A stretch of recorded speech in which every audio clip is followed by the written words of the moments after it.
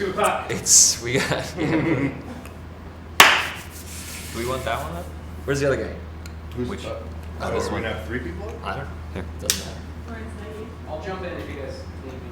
Or Yeah. want. Hang tight and. Same with the other guys. Oh, you can see Yeah. height in the mirror. Me? Yeah. That's cool. Yeah. Art, why don't you hop on up here? All right, we are rolling. Like we're live? They were live now. Is Stu there? Yeah. Stu, I'm not surprised, my man. His comment is it's the boss. Good to see you, Stu. Good to see you. Nation of Kickstarter. Oh my goodness. We have more folks that'll probably be attending this than any one of these that we've ever had. That'd be my guess. And as usual, we're going to begin with the obligatory 45 seconds or so of awkwardness, where we decide to say, well, let's let some people trickle in and make sure they get the link. And so I'm just going to head this one off at the pass. I am wearing a shirt that says Tom James on it. This is Tom James. This is Tom James's silhouette. He's actually at the very apex of a huge jump on a trampoline where he's naked, but he's covering up his privates, so it's okay. And also you can see we've made it a silhouette. Oh, we're getting a dip in viewership. Wow. This was the dip in viewership, huh? Is the audio working okay? Because I'm pretty sure I'm spinning a pretty good yarn throw me here. under the bus, but I didn't realize it'd become so soon. Yeah, he was going to come right away. This is that thank you. awkward period. Glad I brought that up. Yeah. Don't worry, Art. I was going to bring it up. And of course, you guys know Art Vijay, our resident worrier. Resident Warrior here. This is Art. Are you sure it's okay to talk about a shirt that he's naked on what is this, public television? I No, I was public specifically going to say don't talk about it. Do you think that was going to help the situation? So Vic, I have a note for our viewing audience. For those of you who have joined us on these Hangouts before, something to note is on YouTube, there's a significantly longer delay between when you type something into the chat box and when and when you're seeing our video feed. So just keep that in mind if it feels like your question is getting kind of blown over or disregarded in relation to the thing that's being talked about at that moment on screen. There's like 4 or 5 of us in the video chat right now. So if you feel like a question's not getting taken care of, we are definitely seeing it. And don't be afraid to like respond or any of that kind of stuff.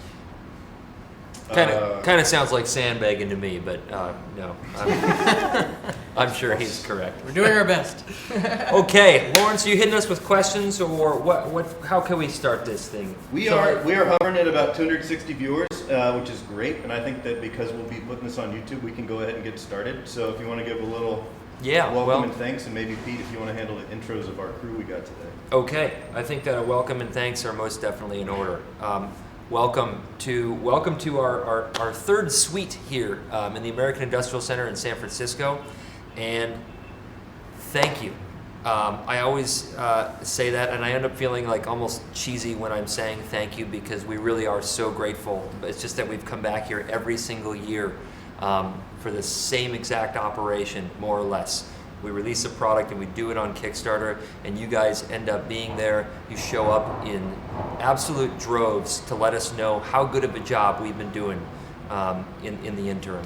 And this is, by a long shot, the best reception that anything we've ever done has had. So we are truly honored. It has been overwhelmingly emotional and positively so for a lot of us. And so here are a few of the key players. I know I sort of introduced, I'll start with Art just because he's been one of my main men since for about 7.5 years now. Art, say hello.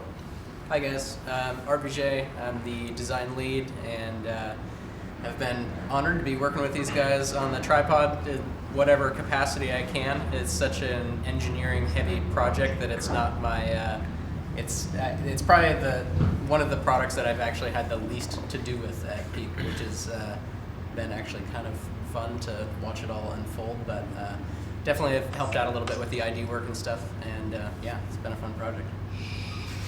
Right on. I'm gonna go with you next, Tommy. Say hello. All right, hey, my name's Tom, and this is the first major product that I've been a part of at Peak, and it's been 2.5, 3 years of working with this team.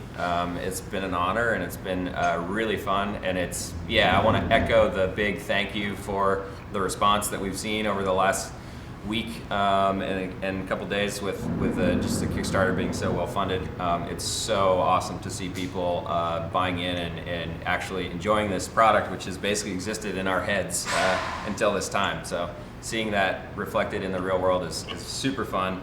And you can give Rob's intro too. I'll give Rob's intro in a Okay. moment here, but first, it's been amazing to watch this guy work so hard in this very, very driven focus to ship a product, literally to tears, and not just his own, but we've had some impassioned debates about how to best bring this forth, and I got so much love and respect for him, man, for all the things that you fought for on this tripod and the resultant product that it is.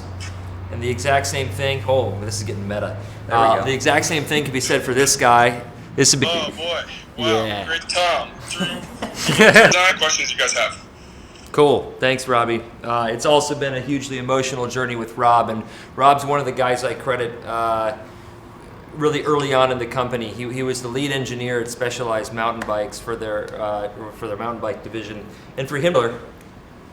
Hey everybody, my name is Wheeler Gans. I'm another design engineer here at Peak Design. I've only been around for about 8 months, and so I kind of came in at the tail end of this project, and it's just been awesome working with Tom and Rob, who are super talented engineers, and kind of helping push this thing towards the finish line.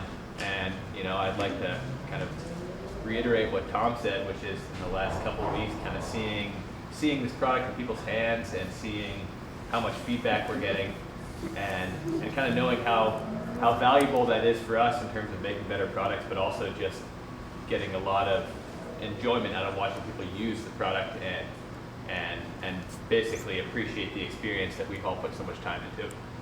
Right on. And I just thought, well, how can I get Robbie in on this? And I got it. First off, I'm going to do two things here. Actually, Lawrence, say hello just to make sure that everybody knows who the hell you are. I'm Lawrence. You guys have seen me if you've been watching YouTube.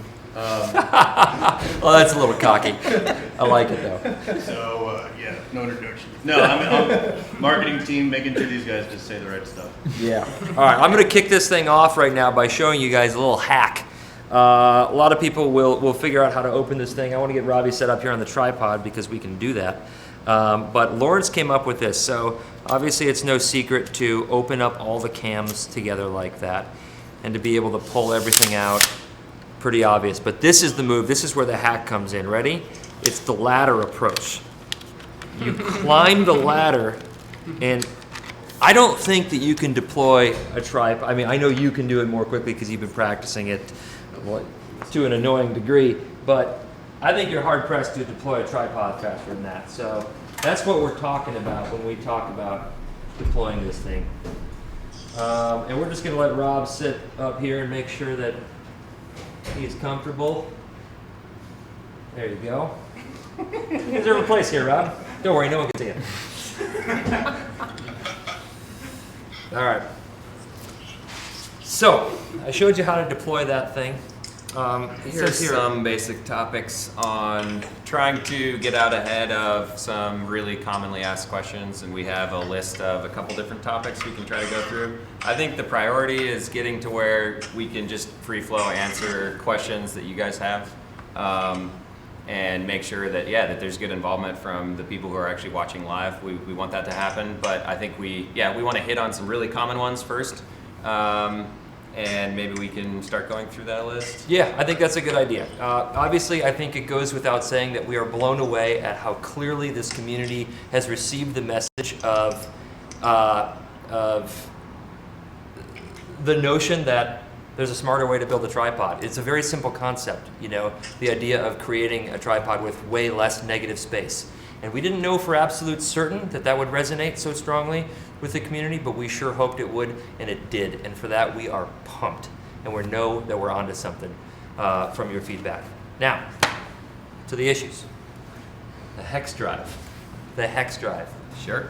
This one it has kind of taken us for a bit of by surprise a little bit, only because we've spent a lot of time talking about this in the past.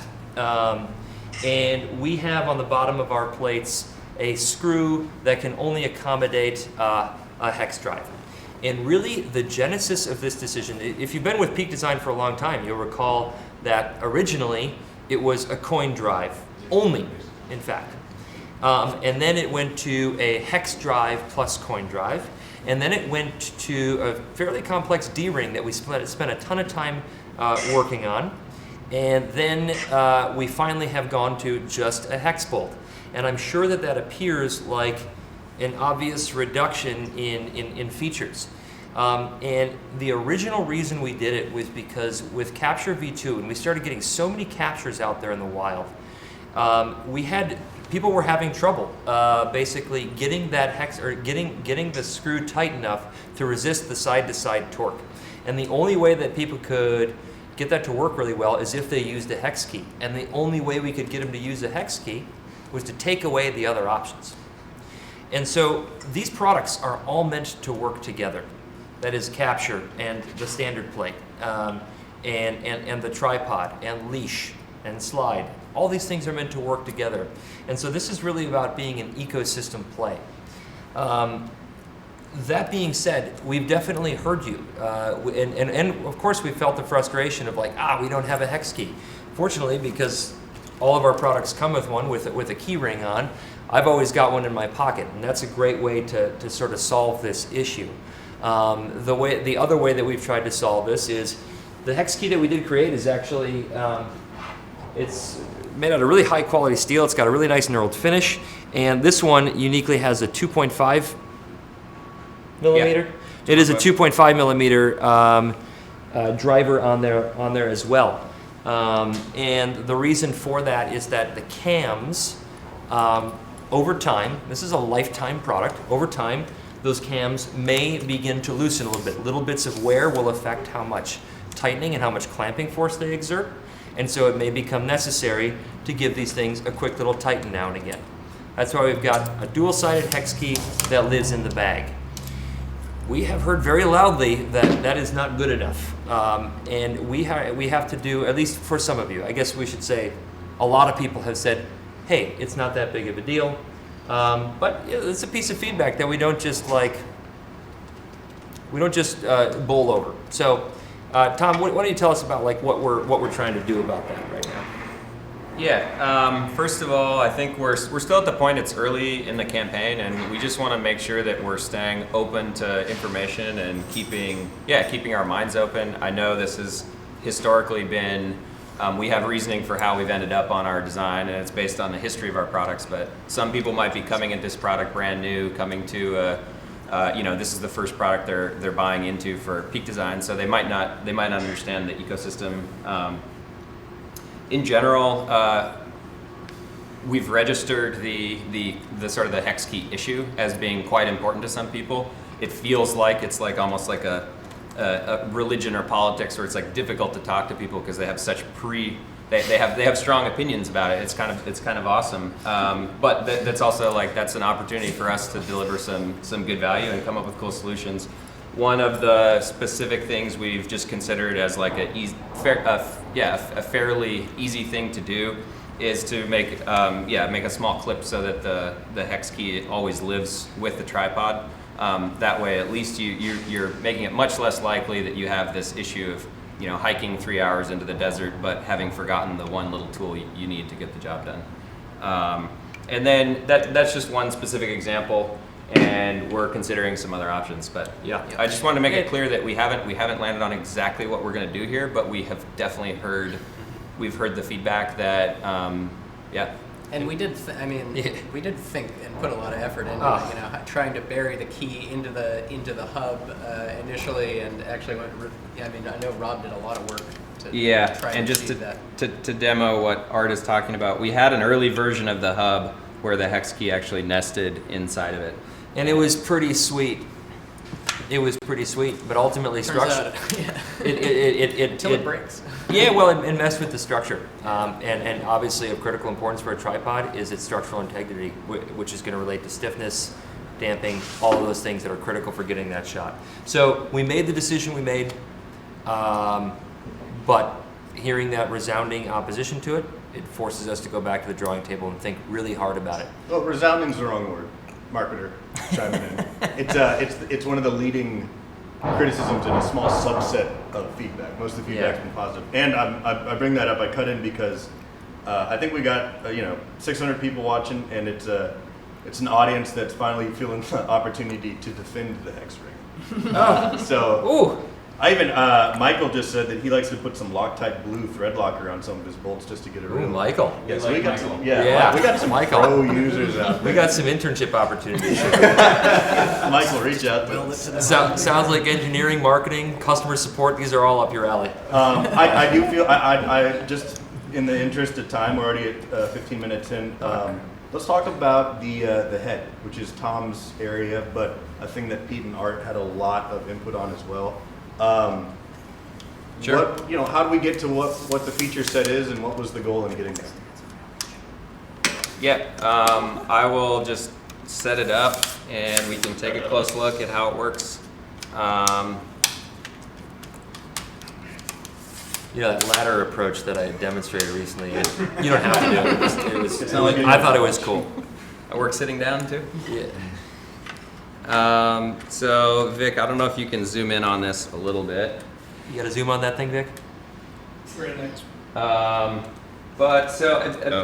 I think most people are familiar with the capture clip, but the idea here is there's basically a trade-off between having something incredibly safe and having it really easy to access and stop. And you could also quickly unclip it if you wanted to go back and forth in between your camera and the head. And then a big point of frustration we had with a bunch of tripods we used that have a more traditional head style is you can have knobs, and this is actually not an example of this, but where there are actually two different knobs that do very similar things. One is supposed to add a little bit of tension, one is supposed to lock the ring, but they're both these knobs that you're turning.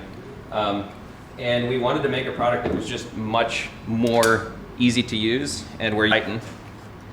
And wanted the head in a certain orientation, and then have just the ability to pan. So that's with this head. That's not something that we offer, and it allows us to keep it really compact, make it stiffer than it otherwise would be, and in its down position, as well as the compact factor when it's all packed together.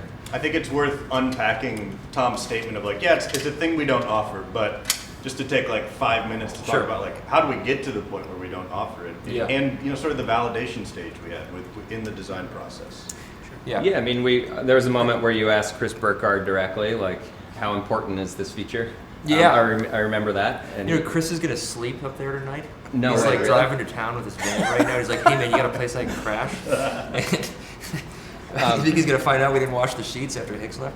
Anyway, so we directly asked one of the best photographers on Instagram, how important is this? And obviously there are dependencies on what you do, but with Chris, his answer was no, I never use it. I mean, more importantly than just asking Chris, we asked a lot of photographers how important this was, and there, I think can I say resoundingly, it was no, that's really not that important. I don't use that when I want to do stitch shots. I'm just using the camera level anyways. And even that was sort of sorry to cut you off, but so much of our products are built on what do we want to use? We're all a bunch of photographers, to varying degrees, but that was a gut check, because it was wait a minute, none of us use panning. Not to say we constitute the odd, every photographer out there, but it was a sort of we got to confirm, we got to go out. There's multiple steps to this feels right. Yeah. Let's confirm.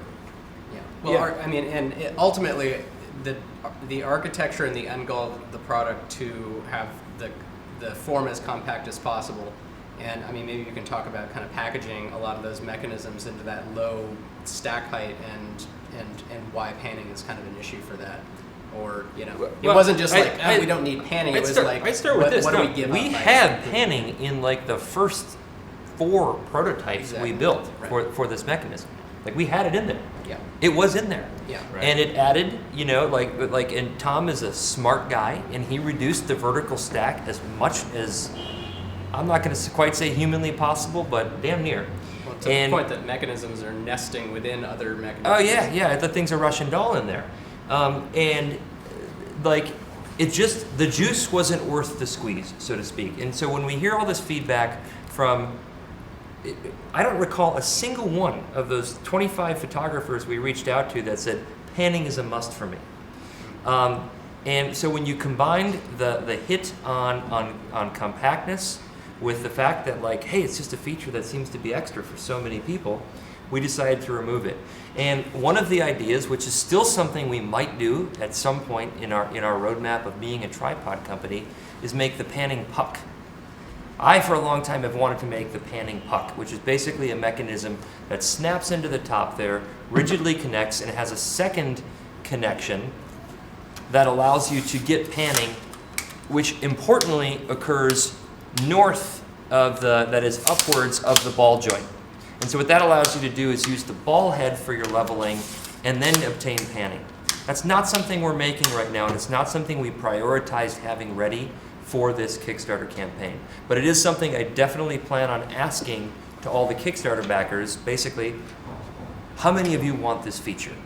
And that is an incredible benefit of having Kickstarters as opposed to having some kind of one-way communication with our backers. So I very much appreciate that this debate is happening, and we will be responding in ways that that I think are sensible and represent what the majority of our customers want.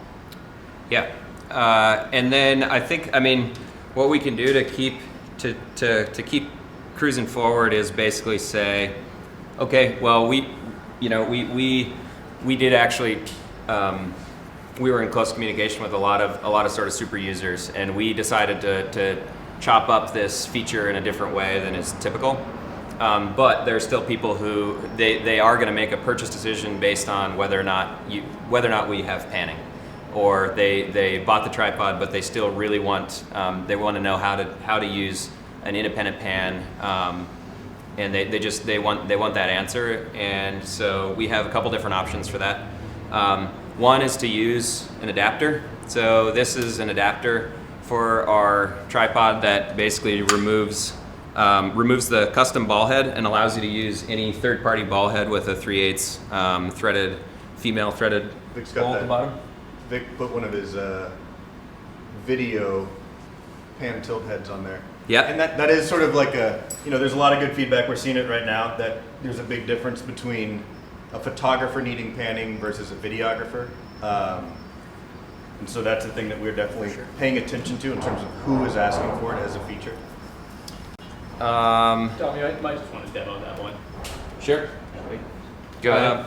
We can set that up. I want to get at that there are a couple different ways to achieve this. This is a tool for the video community, so it actually has panning and tilting independent. This is a Peak Design custom version of this is absolutely in consideration with what Peak Design does in the future. We are not ready to offer it now, but it's part of our dialogue of future products, which would be a custom Peak Design custom version of that would fit incredibly well with our travel tripod. I think that it would be good for us to talk about a little bit of some other things on the head real fast. If you want to pop a few of those monster cameras onto our head. Sure. Yeah. Kind of a segue into just like general capabilities of this. Yeah, that's good. Here, don't move too quickly. I won't. I'm panning.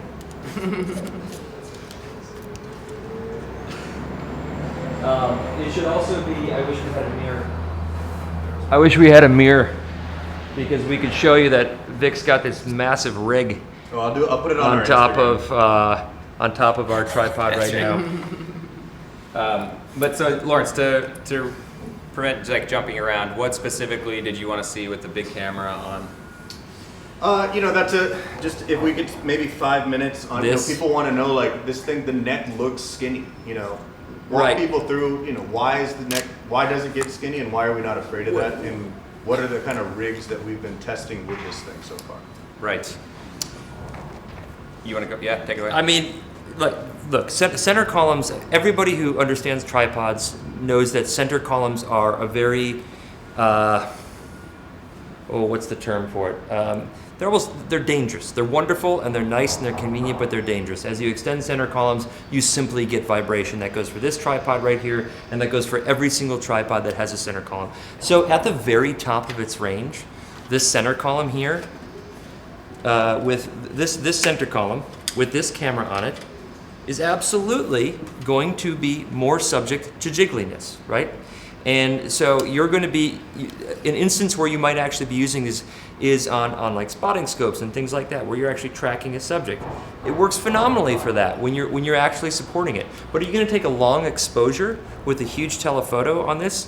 No, you're not. Can it support it? Is it going to fall? Of course it's not, but there's going to be diminishing returns.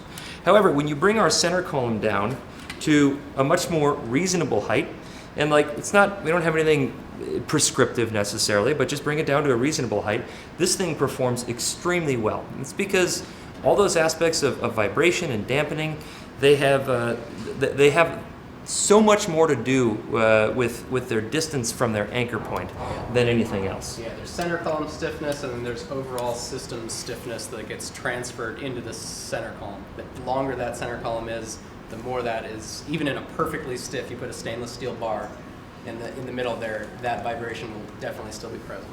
A couple folks asking specifically what this rig is.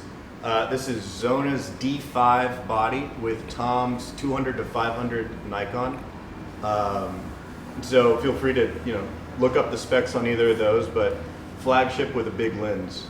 Right. Yeah, it feels phenomenal. Yeah, so we've got a few other full frames out that have 2470, 70 to 200 stuff, but Maybe go. this is the most dramatic and probably the one that, from a Portrait? marketing perspective, Sure, let's stick yeah. with it. Yeah, I think like portrait, it's wild to see this thing operate in portrait, just gripping it with these three little flanges, and it does so without it's not even a question. And there's been in the general sphere of YouTube comments and other comments out there. I think it's been really cool to see some customers who have gone to the store and basically said, "I didn't think it would work well. I didn't think that using the ring like this would be a pleasant experience, and I didn't think it would be able to take big gear, just because it's like a trick of the eye. It doesn't look, it's not a big tripod, right? But it works extremely well, and so I have no doubt that this product is going to perform well in excess of people's expectations.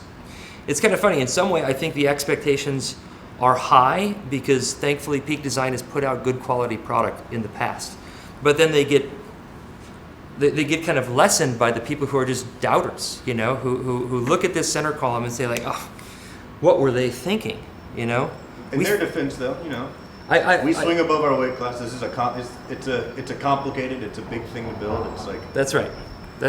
But Yeah. So But we did spend center 4 years column, for a reason. The wall thickness on the center column is significantly larger than on the legs. As a result, Sure. it And is beefed up. There are some interesting details to speak to the construction of this.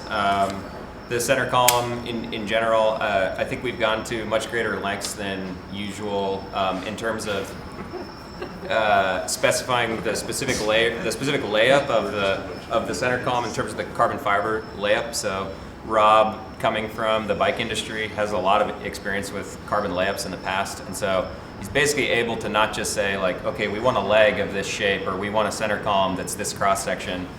He's actually getting into the mix and saying, we want layer 3 to have this weave. We want layer 4 to have this weave for this reason. We want layer 5 to have this weave.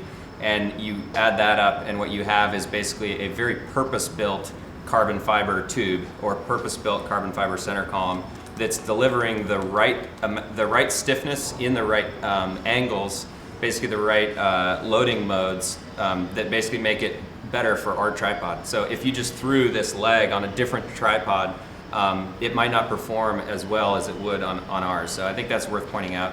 In terms of this, just the materials involved here, we have like machined, 6061 aluminum, and we have stainless steel going through the structural parts of the ball. So we're using good materials that are also. Hicks show it off, but can you do a straight down shot, depending on what your setup is from a camera perspective, but it's essentially portrait mode, but with the 4-way ARCA plate. That's something worth noting about Oh, a right. standard plate too, is that it's Right. a 4-way entry. Right. So I think what Lawrence is talking about is that Oh, in do it the on nor the- in do the it on nor the lens. in the normal entrance. Oh, sorry. Right. Yeah. I mean, it could do it. No, but you get more clearance. Sorry. Oh god. Yeah. Marketer in me. Okay, so what Lawrence is talking about is that in portrait mode right here, in between these two flanges, this is my range, which is great for a lot of the shots. You want to spin the whole thing this way? I am in my perfectly down mode right here. But even if I couldn't get to this, I don't think I'll be able to get to straight up. I know I can do that too. Wait, but go back to the flanges in portrait mode. So you're technically not limited by those because of the plate. Okay, so Make sure people understand. right. Okay, so in this instant here, however, the plate is four-way mountable. So now I'm perfectly within that range. And you can even go again and reverse it completely, and you get a whole new set of ranges here. And the point is not to insinuate that that this is ideal, right? This is a slight limitation of the architecture that we put forth. But the point is to illustrate that it is, a matter of a couple of seconds away from getting any sort of articulation you want. You're simply not prevented. So we're just over halfway through. So I'd like to move to a topic that's gotten a few questions, which is carbon versus aluminum. A lot of our marketing collateral has featured the carbon. We definitely feel like it's the flagship of the two, but we're equally proud of the aluminum version. Tom, you want to speak to, or Wheeler, thus far the differences between these two products? Yeah, Wheeler, why don't you do it? Yeah, you can take this one. Talking. Yeah, the answer is pretty clear. And if you go and pick up two of these tripods, if you guys have a chance to make it to the store or once these are on the market, there's a significant weight savings when you buy the carbon fiber tripod. And although there is a lot of questions circulating in the forums about, are there durability differences? The answer is, in terms of performance and stiffness, there isn't a huge difference between the two. Carbon has a greater stiffness to weight ratio, but that is why we have a lighter tripod. In terms of durability, they're obviously going to see different types of wear. Carbon has failure modes that aluminum doesn't have, and aluminum has failure modes that carbon doesn't have. But right now, what we can say is that they are comparably durable and perform comparably well. Great answer, bud. That is a good answer. Segue from that into sort of like ongoing testing as we're honing in on production models. That at least content on the Kickstarter page, like every Kickstarter we do, we update it in response to both questions and in response to higher fidelity products as we move into production. We're not in production yet. The tripods you see here, the tripods you've seen on YouTube with our partners or with media partners, those are pre-production. So as we get to a higher and higher fidelity and closer to production, we're going to fill up the YouTube or the Kickstarter page, with more sort of a little more nuance and information about both the differences between the products, kind of alluding to some of the testing that Wheeler's talking about, and then just the sort of how they stack up against the competition in terms of stability and stiffness, weight capacity, vibration, attenuation, all that kind of stuff. So just to let you know that if that's specifically what's holding you back or a thing you're looking for, to sit tight. We got 45 days left or whatever, and we'll answer those questions. I think we are at a point where we could talk more about some of the specific questions that people have been asking during this hangout. A thing that's come up a number of times has been cleaning and maintenance. Cool. So let's talk about that. Should we show them? I think we can talk about it. What are you talking Pete about? wants to show up the 3D printed thing. Yeah, no. Well, I think we should save that. Okay. Oh, that's cool though. Let's talk about cleaning and maintenance. What you're going to want to get your hex key out, and actually, it's reasonable. Like, all right, I'll jump in on that front. So I think we get questions around basically durability, reliability, and when we talk to people, especially early on in the design phase for this, you interview anyone who's dealt with the tripod. They are finicky. There's so many moving parts. There's so many independent ways they can fail. Whether it's one little bushing here, one thing there. There's so many opportunities for those things to go wrong, and also, in the extended condition, they're splayed out all the way. So they do break, and there are things on this tripod because of our design decisions and how compact it is. We will have issues where we'll have some components occasionally fail, and Peak Design has a lifetime guarantee on the product, so we will make it right one way or another. But one of the things we prioritized from the very beginning with the product was we wanted a sort of a super user, or somebody who's likes to get in there with their products. We obviously are all have that in our own DNA. We left screws accessible on the ball head, on the legs. We made a tool to be able to help you remove each individual leg section if you do want to clean out your tripod. Every point where I feel like there's some other types of products and different product categories where designers are hiding these points, whether it's screws or otherwise, they're hiding. They don't want you to figure out how to be able to get into our product. Ours it's right here. Everything's accessible, and we want people to be repairing their own product. We want to be able to ship one part and have somebody be able to repair it. If you're not that type of user, then don't do it. We'll ship it to a return center. But I just want to say that in our DNA, both of the design team and for the product, this is something you can take apart and put back together. yeah, Super well said. Yeah.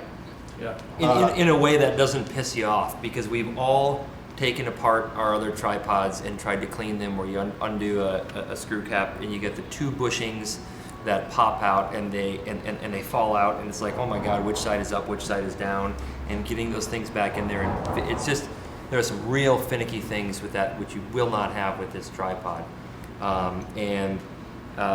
Hopefully serviceability will be getting even better as this campaign advances. We've thought of some clever ideas that hopefully we will be able to bring to market. This is a nice segue into folks would like to see a live demo of, let's take a head off and put the adapter on, and let's take a head off and go into low mode. Tupa. Okay. One at a time. Tom, you want to do the honors? Okay. Should we do low mode first? Yeah, let's do low mode. Okay. You want to grab an adapter so you're not having to. I think it's all good. So are you going? Why don't you explain what you're doing? Yeah, sorry, I just want to make sure everything was going to work out. Okay, so this is carbon fiber version. The ball is the same on both the carbon fiber and aluminum. To access the screw, there's one screw that holds a subsection of the center column, which is this aluminum part. So there's one screw that holds this whole assembly on top of the center column. And I want to note that no parts of this tripod, if you move something a little bit, you're not going to start unscrewing an entire assembly. So like in this case, if you want to turn or pan, sometimes that's the same thing as like unscrewing the whole head, and we really didn't want that to happen. We found that to be frustrating in our personal use and from comments. So this, it's keyed together, but you have to use a screw. This is the hex screw that comes with it. And you orient the hex right, you loosen the ball head, and then you just spin the whole thing like this. So at some point I'll loosen this enough to pop it off. Let's see.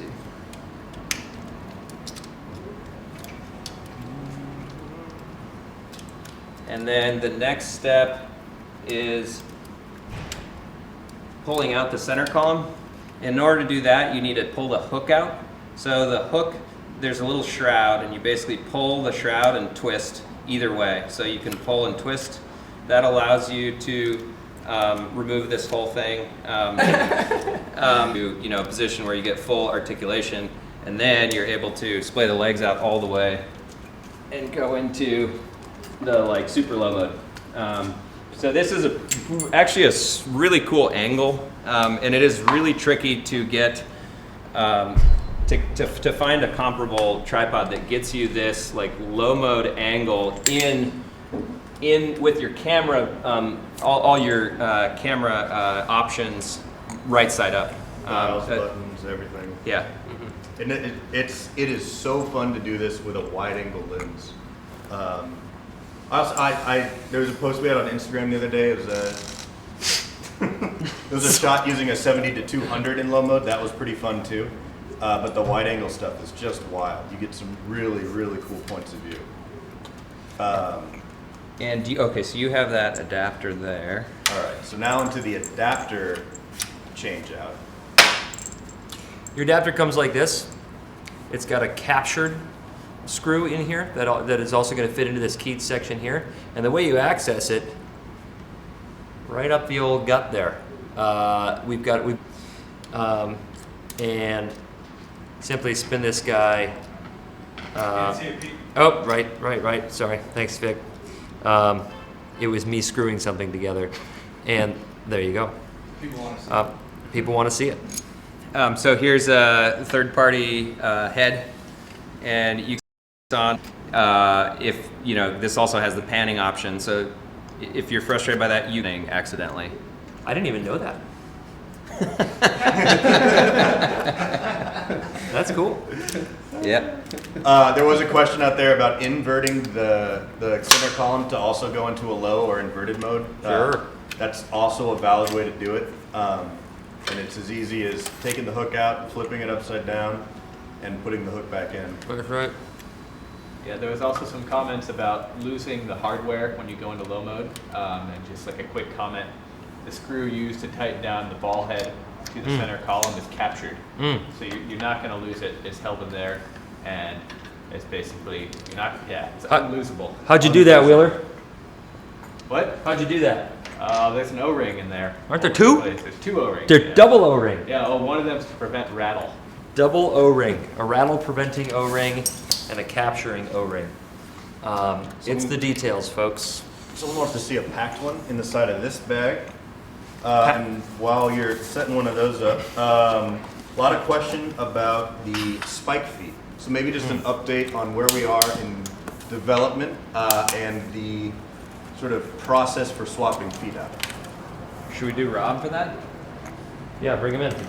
Hold the speaker up to the mic though. Oh, Did you hear him, Vic, when you had Rob going? Oh, for crying out loud. Oh my God. If I just go hook. Howdy, the spike feet, trying to figure out what's the spike feet.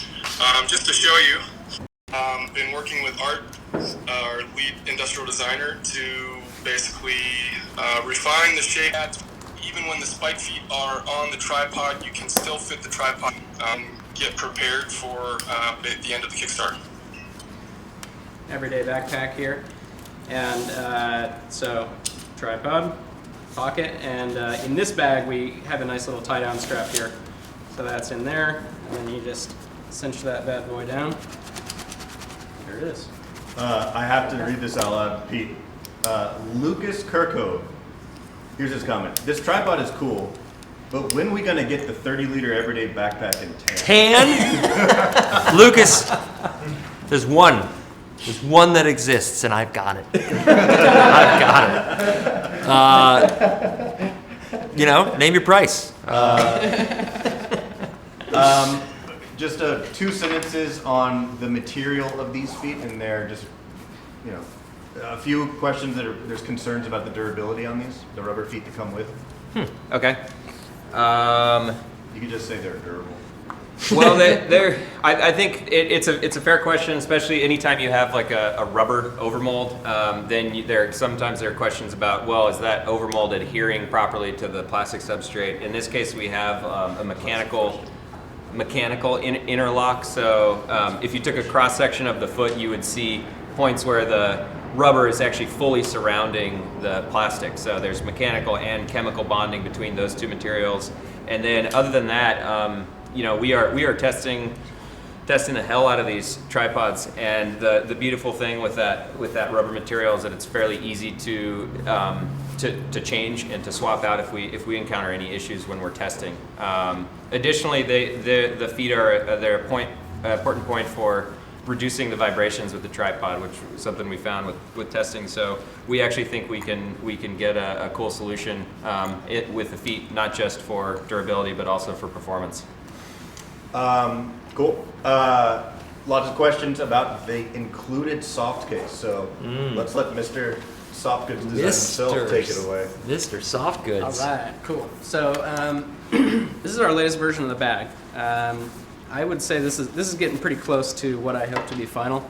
After a massive bucket of prototypes over here, I think we've probably done 30 or 35 different designs for this, including cinch tops and roll tops and magnetic closures and all of this stuff. We've gone kind of full circle back to a good old zipper closure, just for a number of reasons. Just works out beautifully. So we've got this really cool, thank you, material in here. It's a 3-layer span mesh with a perforated EVA foam that gives really nice flexibility and stretch to this material. So you just pull that out like so.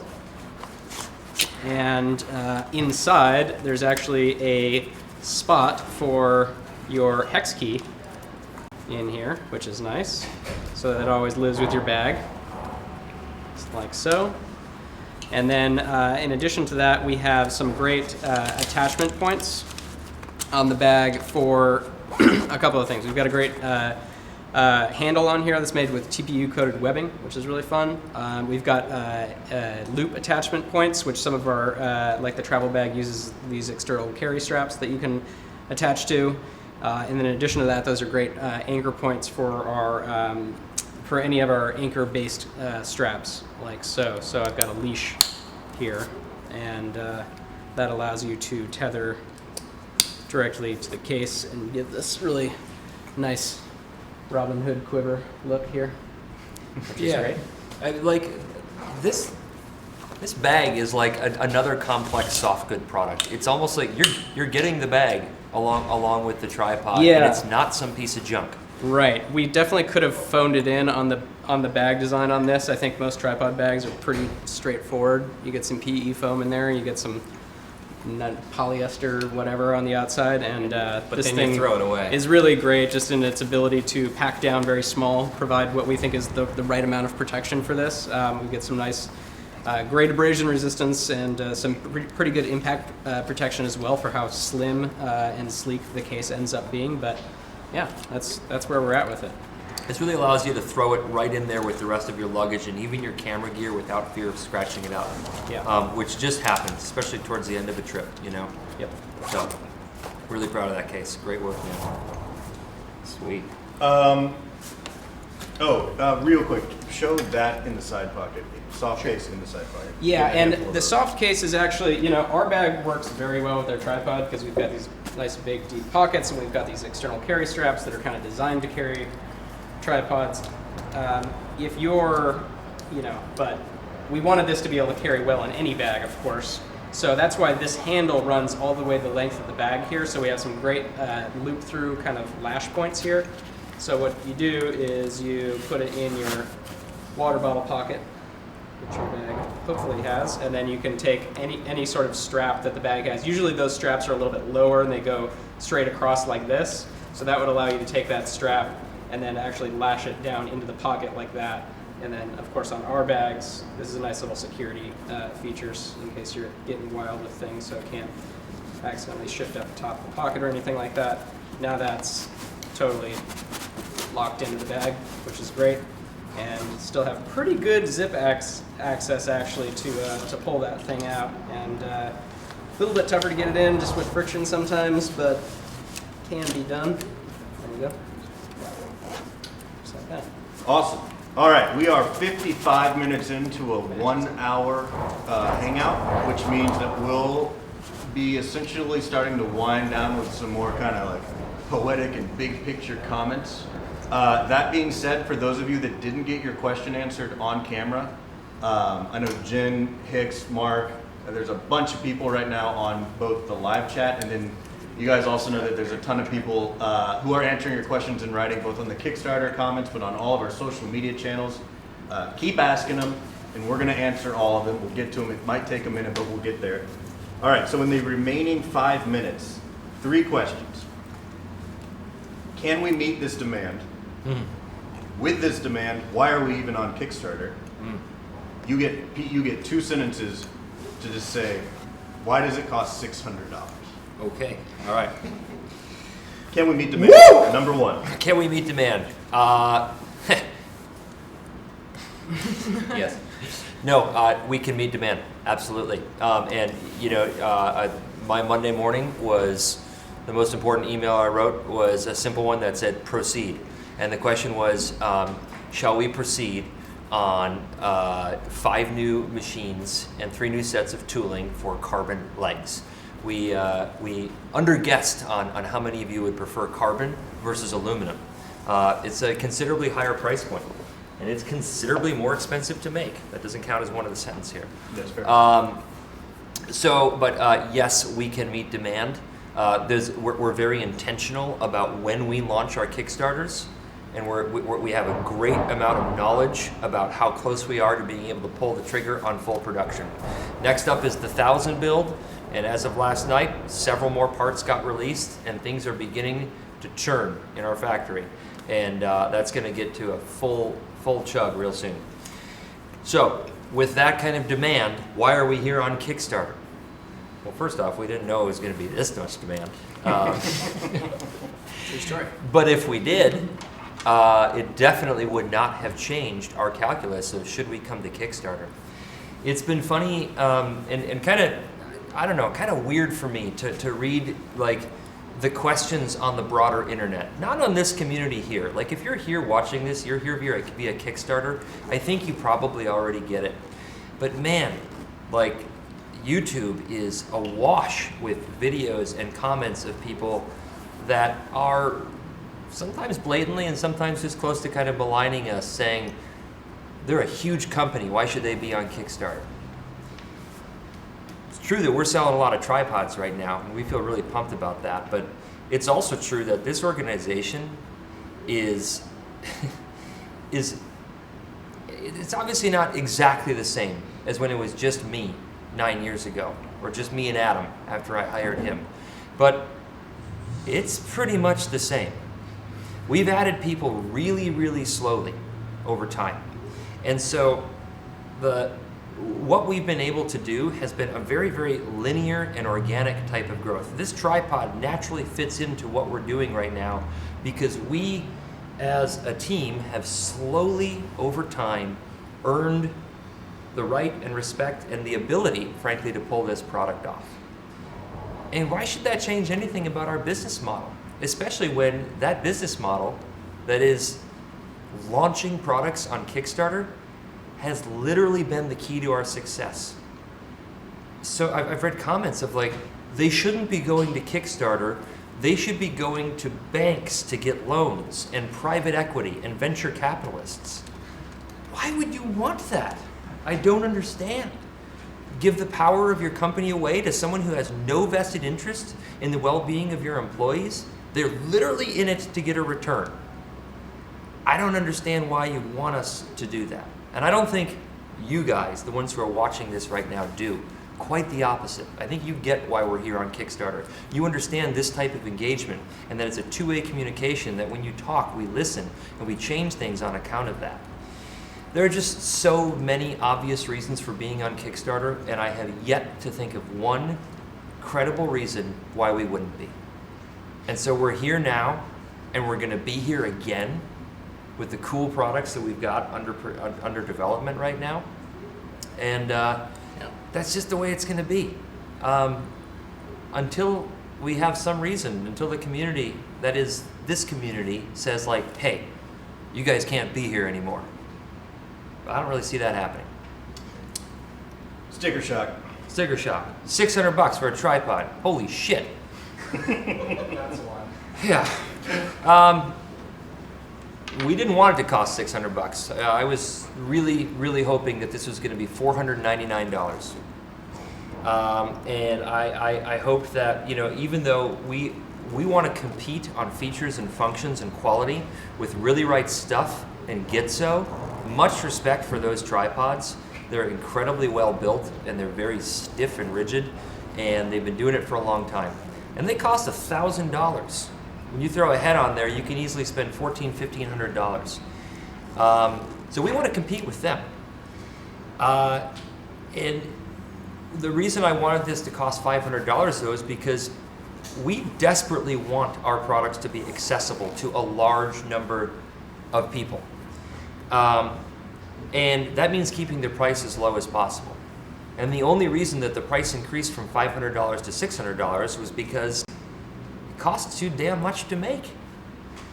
Right now, in the very best case scenario, that carbon fiber tripod costs $230. We've got a lot of unknowns about tariffs that could drive up the price considerably. Yes, when we sell these things on our website, the cost could be $600, or when most people purchase them, it's $600. And on Kickstarter, it's $480. But the majority of our tripods are sold in our international and domestic wholesale partners. And when we sell a $600 tripod to our international distributors, we sell it to them for $300. That means we make $70 on the majority of the $600 tripods that we make out there. Margins get thin really quickly. Unless you think that those international partners are just like fat and happy and sitting on things. No, that is not the case. Most people realize that there are retailers going out of business all the time because it's tough to make it in that world, especially with the competition of the internet. So I absolutely stand by the prices of our products. It is simply driven by a function of how much they cost to make. And the reason they cost that much is because they are packed full of innovation and invention. We are not having you pay it forward for the amount of research and development that this takes, which is substantial.